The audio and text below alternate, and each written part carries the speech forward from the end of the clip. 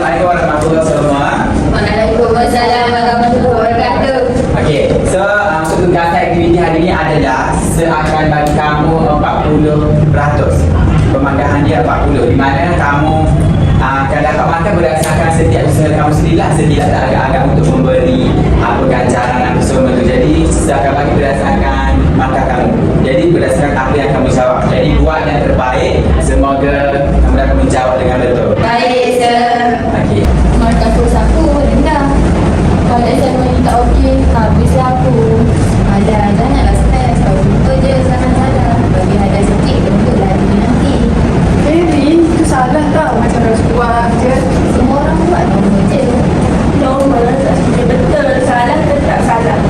Kita ada sama-sama je. Betul kau. Aku takut. Aku tak nak gagal. Kalau setakat bagi hadiah untuk pun.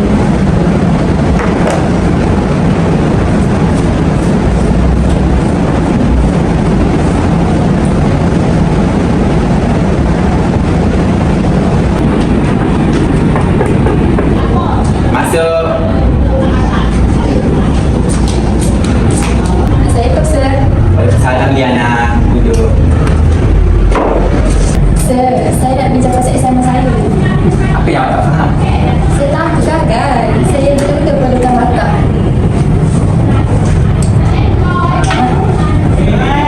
Ni apa Liana? Awak nak makan? Awak nak pergi makan saya ke? Sikit je tentang terima kasih. Tak boleh, walaupun benda ni berharga, saya tak boleh. Bagaimana dengan mana pelajar lain kalau awak beri saya macam ni? Ini rasuah.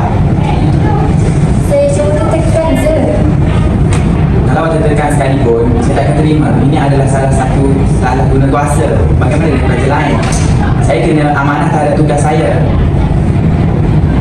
Kalau saya tak adil pada diri saya, saya kena amanah saya sebagai pensyarah. Bagaimana pelajar lain kalau saya beri suapan kepada awak Liana? Ini bukan hadiah, ini rasuah.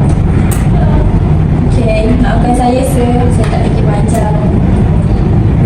Ini ambil balik, saya tak perlu benda ni. Ini adalah satu rasuah. Terima kasih Liana kerana bersikap amanah.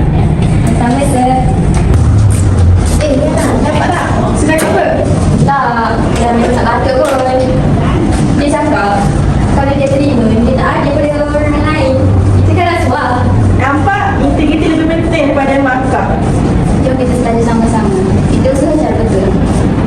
Maaf Liana, aku ajar kau benda yang salah. Tak apa, sekarang kita sama-sama berubah, okey? Okey, so bagus. Saya bangga pelajar saya bersikap jujur. Kejayaan tanpa integriti bukan kejayaan sebenar. Jadi, terima kasih kerana bersikap amanah, jujur dan tanggungjawab. Integriti bermula daripada kita. Jangan guna rasuah untuk berjaya.